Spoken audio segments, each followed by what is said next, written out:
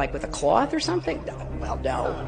She didn't just delete tens of thousands of those emails, she wiped the server clean. The server will remain private. I've been the most transparent public official in modern times, as far as I know. Is this how you do it?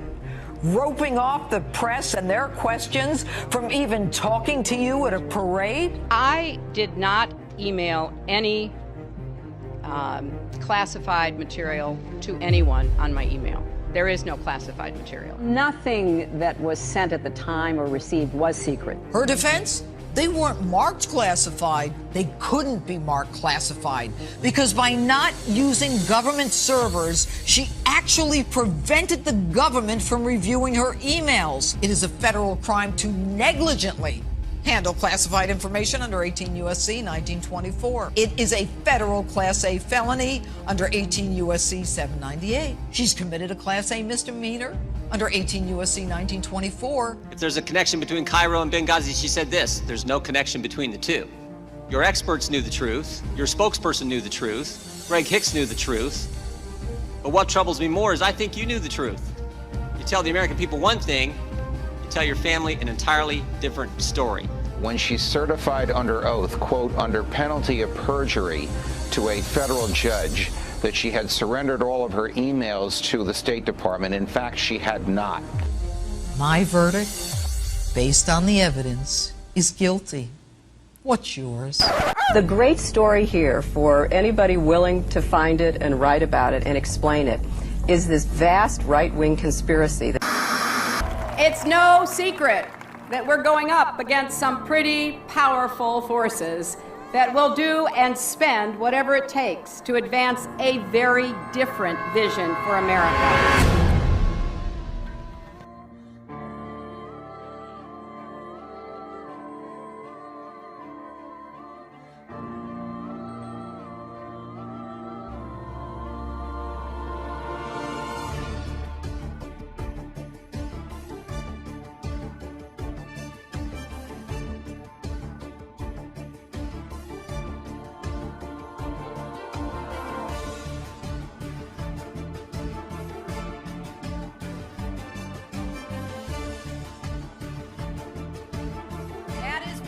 I am running for President of the United States. The people want to know Hillary, the Hillary that I knew back here in Arkansas. When she was in the Benghazi hearings, when she said, "What difference does it make? They're dead." What difference at this point does it make? That's the Hillary I know. We came, we saw, he died. Hi, Secretary Clinton. Would you sign this for me? Sure. What's your name? If you can make it out to Christopher Stevens. I think you knew him. Yeah, I'm not going to make it out to Chris Stevens. What difference does it make? Here it goes, here. Yep. Senator Clinton has extraordinary ability to obfuscate, refuse to answer questions, avoid confrontations, and up until now has been given a pass on it. A story in the New York Times talking about why Senator Clinton voted this way, because I think some people were surprised by it. And her advisor said that she voted yes because she was moving from primary mode to general election mode. Primary mode versus general election mode? How about tell the truth mode? How about we say the same thing in the primary that we say in the general election? We know that Hillary's an insecure person. Secure people don't lie. They don't lie inveterately the way she does. Hillary Clinton points to her time in the White House as a large part of her qualification for the job as president. But most of the news media has conveniently forgotten that her time as First Lady was mired in controversy. The core of the controversy is how truthful Mrs. Clinton has been in answering questions, sometimes under oath, about Whitewater and other matters. She was the First Lady to come under criminal investigation. In both Little Rock and Washington, D.C., she was plagued by numerous scandals. I finally parted company with Hillary Clinton when I saw how she was using private detectives to investigate the women who were linked to her husband. Not to change him, not to reform him, not to make him a better person, but to cow the women into silence so that he could get elected president. I do not want that woman controlling the IRS or the DEA or the NSA or the FBI or the CIA. Not in a democracy, I don't. One thing about Hillary, Bill was just a good timing guy. But Hillary, she's an animal. Hillary is the one that I promise you, she pulls the strings. She pulled them in Arkansas. She pulled them in the White House when she was there as the First Lady. And my God, if she gets to be president.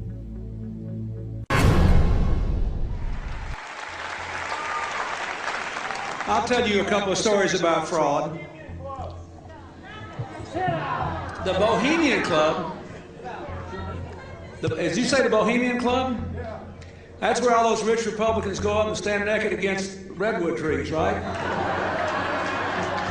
I've never been to the Bohemian Club, but you ought to go. It'd be good for you. Get some fresh air.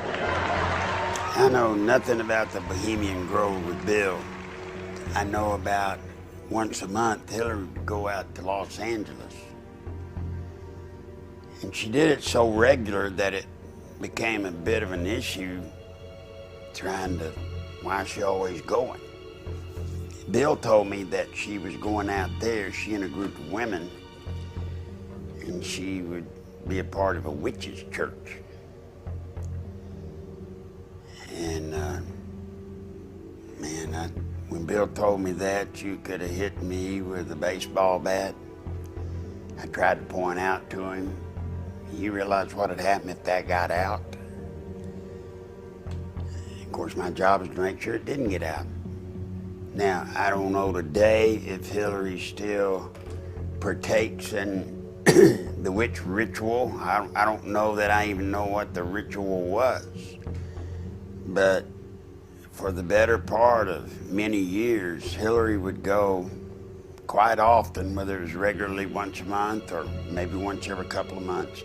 She would go out on a weekend simply to be a part of it.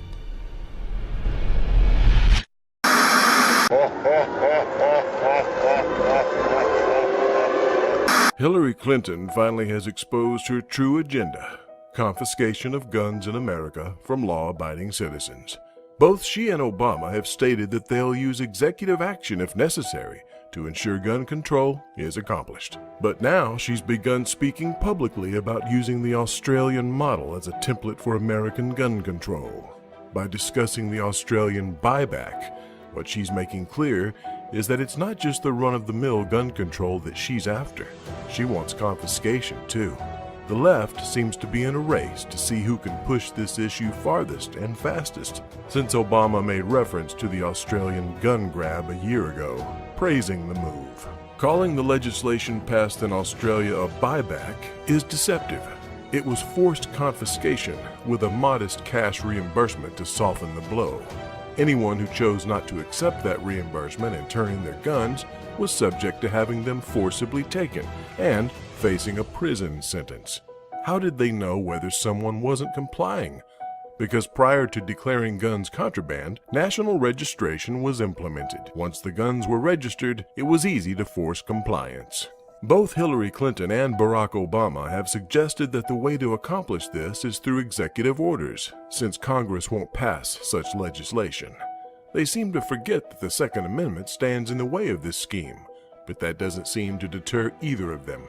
Many gun control activists falsely claim that no one is coming for your guns, but that's a lie. They already have. Remember the door-to-door confiscation of guns in New Orleans after Hurricane Katrina hit in 2005? Remember the calls for gun confiscation by New York Governor Andrew Cuomo and others in the aftermath of the Sandy Hook tragedy? Now, Barack Obama and Hillary Clinton have come out of the closet and made their true intentions for gun owners clear.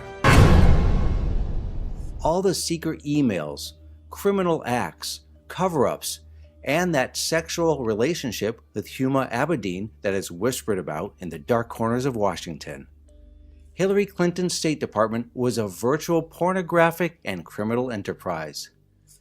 Besides the secretive relationship Clinton has with Anthony Weiner's wife and closet Muslim Brotherhood member Huma Abedin, there is a litany of pornographic peccadillos and criminal acts. Diplomatic security agents sexually attacked female guards. Clinton security agents routinely solicited prostitutes, and embassy staff were caught running a drug ring in Iraq. But the most disgusting aspect of Clinton's corrupt State Department was Ambassador to Belgium Howard Gutmann, who routinely ditched his security detail in Brussels and solicited prostitutes, including minors. The Inspector General investigating Gutmann charged him with pedophilia, sex with children. But all of this was swept under the rug by the corruptocrat Hillary Clinton. But Clinton, ostensibly out of government, is still pulling the levers of power. The State Department's former chief investigator, Richard Higbee, now turned whistleblower who uncovered much of Hillary Clinton's perfidy, is now suing Slick Willie's better half, and he's paying the price. It was revealed on December 30th, 2013, the same day the huge cache of NSA documents were released, that a hacker group, more than likely the NSA, stole, then deleted, an astounding 4 years' worth of Richard Higbee's emails. The emails included correspondence with other whistleblowers and included a treasure trove of documents revealing a State Department under Clinton that was corrupt to the core. Another State Department whistleblower, Aurelia Fednizen, didn't get her emails stolen. Instead, she received the shakedown treatment, a mob-like visit by State Department thugs who camped out in front of her house and harassed her children. But stealing emails and shakedown tactics was just one part of the attack against State Department whistleblowers. On June 29, 2013, in what is reminiscent of Nixon's plumbers, Richard Higbee and Aurelia Fednizen's lawyer's office was broken into, in which documents and computers were stolen, more than likely ordered by Hillary Clinton's minions. If you think Barack Obama is a corrupt president, you ain't seen nothing yet. Hillary Clinton will make Barack Obama look like a choir boy. And unlike Barack Obama, Hillary Clinton has been around the block a few times and has the keys to all the secret doors in Washington. Most notably, the door that leads to a massive electronic file on every single American. Be afraid, America. Be very afraid. We would like to take a few minutes of your time to inform you about the United States government's plan to murder over 120 million citizens. We do not have enough time to let's see what his Secretary of State had to say after his actions killed over 500,000 children. We have heard that 500,000 children have died. I mean, that's more children than died in Hiroshima. And you know, is the price worth it? I think this is a very hard choice, but we think the price is worth it.